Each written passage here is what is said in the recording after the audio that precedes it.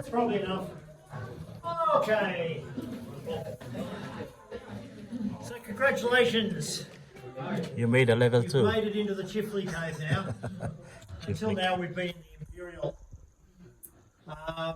So it was originally, when it was originally discovered by a bloke called Jeremiah Wilson, he called it the left branch of the Imperial Cave because he found the Imperial Cave and said this was 1870s, 1860s. He found that and the coolest thing that he could imagine was the British Empire. Some of us may have different views on that nowadays, but Wilson figured that, which is why he called it the Imperial Cave. And then when he came up here, he just said it was the left branch of the Imperial Cave. So it was known as that for the best part of 100 years.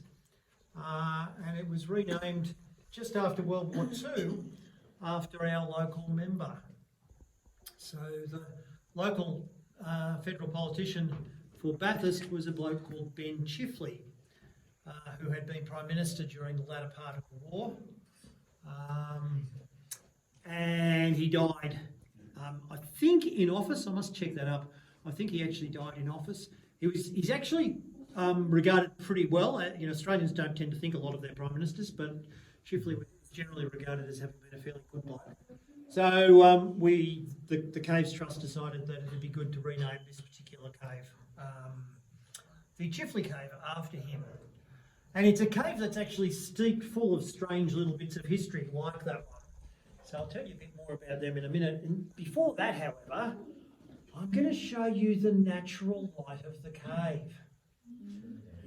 To help me show you the natural light of the cave, can I get you to turn phone screens and camera screens off, not turn any lights on, or maybe hold your phone against your body so that the light doesn't come from it, but just kill off all of the lights and I'll show you what it looks like when it's dark.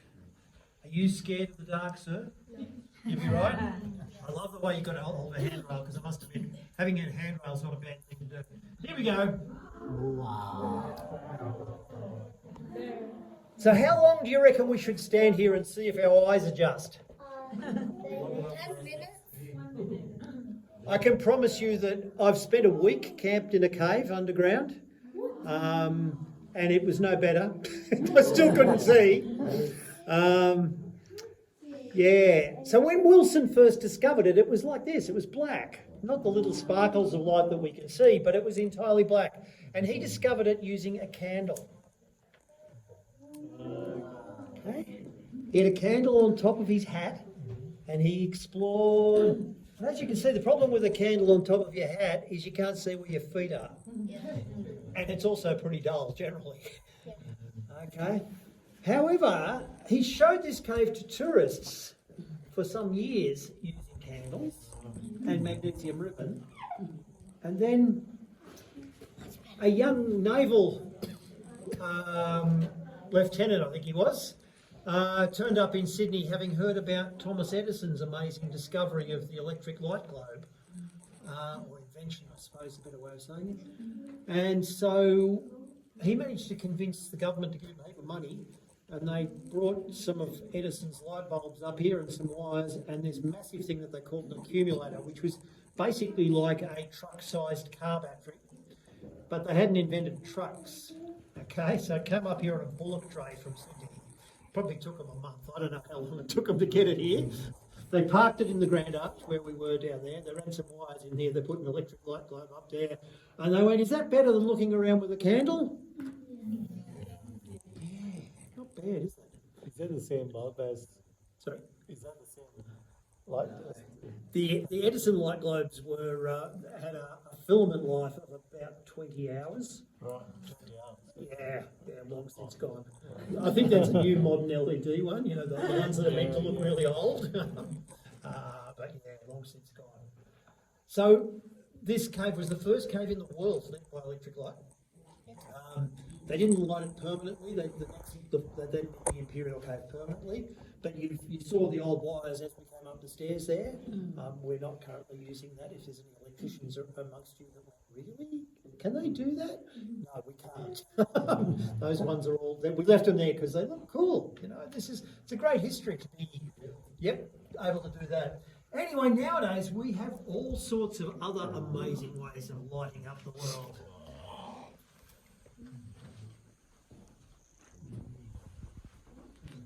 Yeah.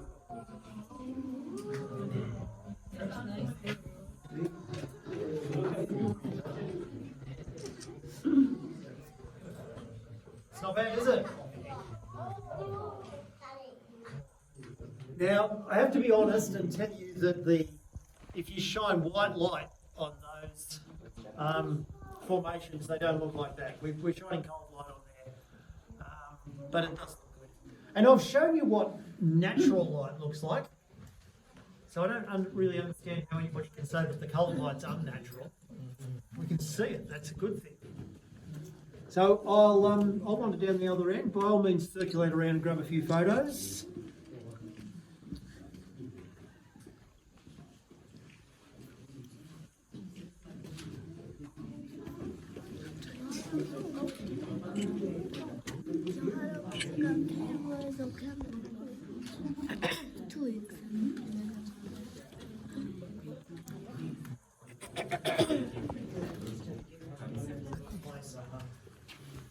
Alrighty. So, over 5 or 6 steps down there, a big long platform. On the platform, the pedestal has a lump of glowing rock. That's the one you're allowed to touch. Alright? By all means, go and check it out, see if it feels like rock.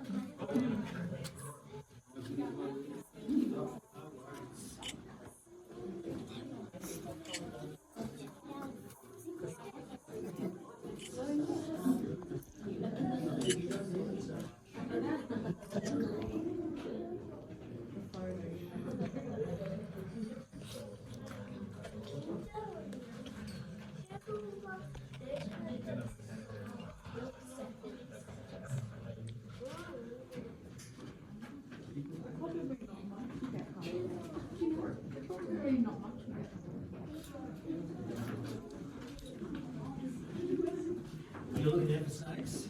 I can promise you they won't see it in here anyway. You might see them on the walking tracks. It's a warm enough day, they might be out, but they don't come into our cold caves. It would be, wouldn't it? And in fact, up north, North Australia, I have a lot of caving up there in the Kimberley, and you can often find snakes in the caves because it's warm. Like the cave temperature is about 25, whereas down here it's about 16. Snakes don't like 16 degrees. They like warm.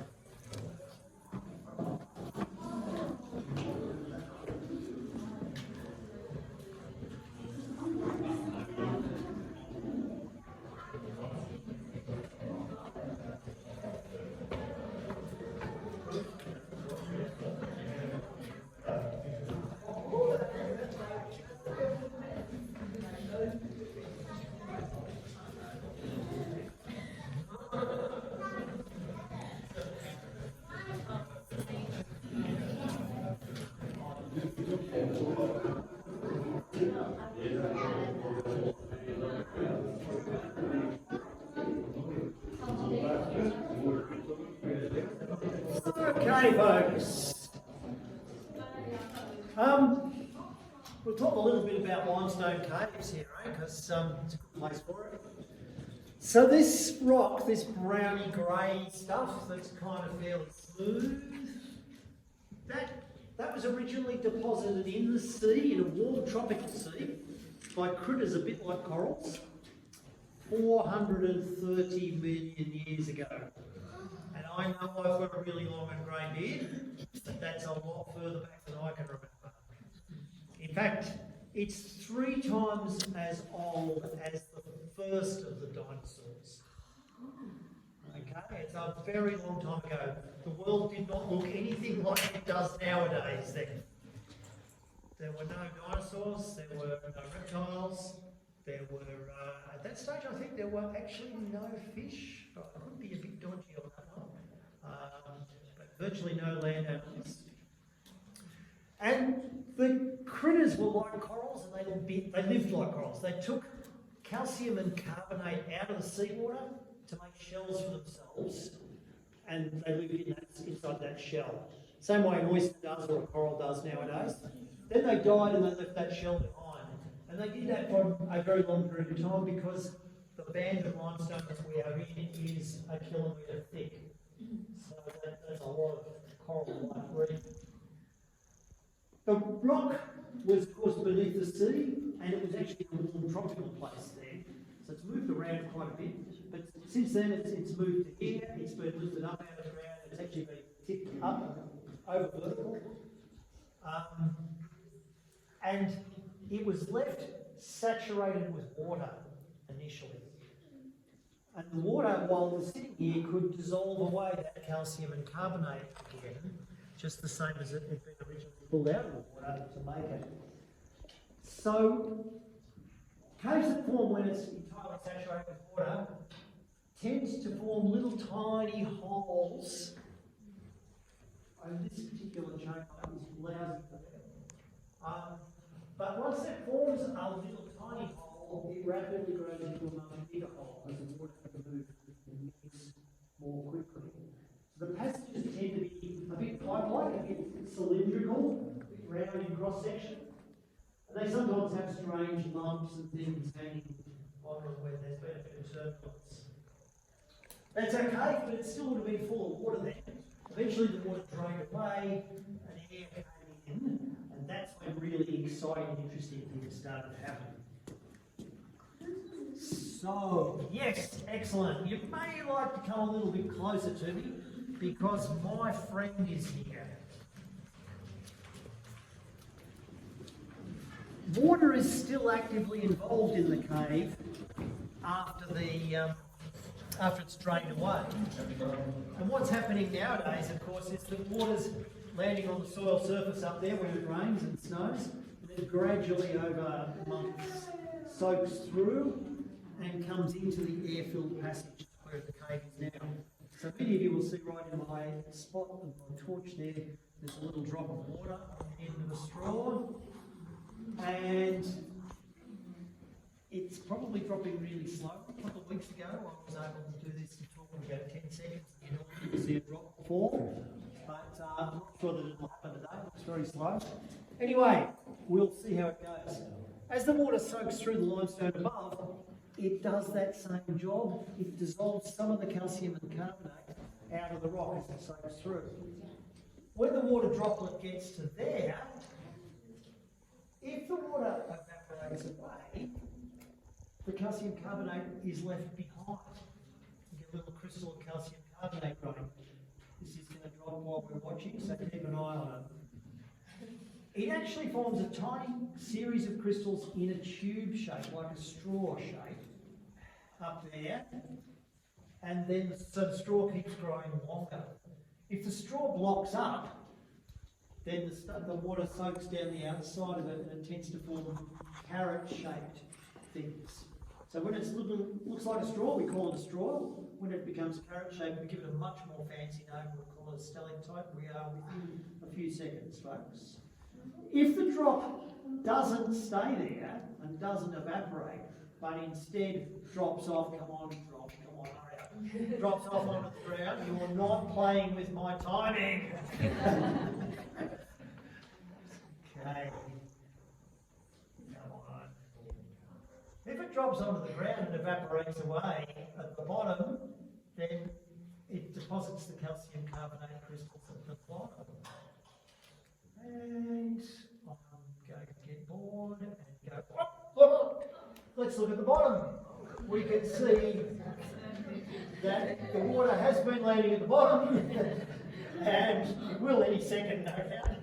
And it's been depositing calcium carbonate crystals down there, and it's growing a little spike of calcite up towards the straw. Some of it's actually spraying out over the floor and gradually depositing crystals over the floor too. So the one on the floor we call a stalagmite. It might grow all the way up to the ceiling.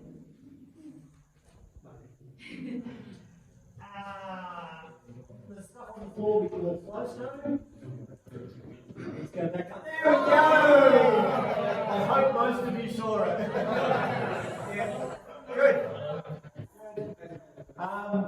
The stuff at the top, stalactites, because they have to hold on tight, otherwise they fall off and they land.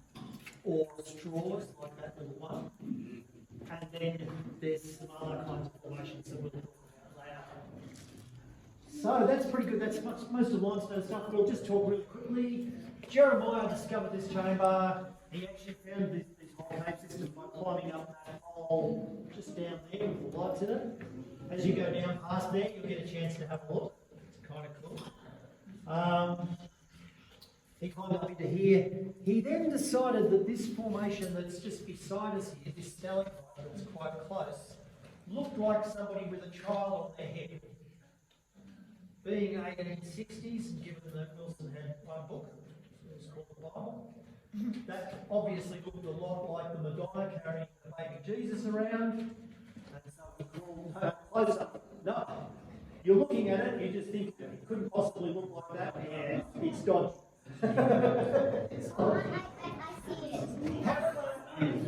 When you're a caver, it helps to have signposts to know where to go.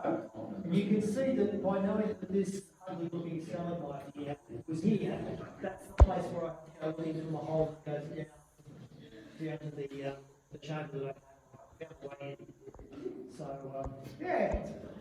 Alright, let's follow Wilson's footsteps.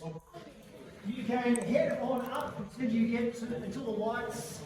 Well, no, I won't say that. You'll go down, up some stairs, down 3 or 4 stairs, up some more stairs, and then you'll get to a flat area. Stop at the flat area. Yes, that's good.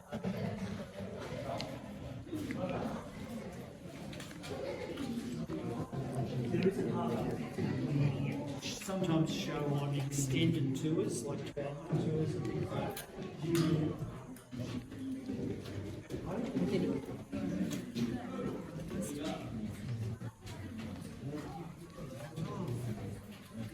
Scramble up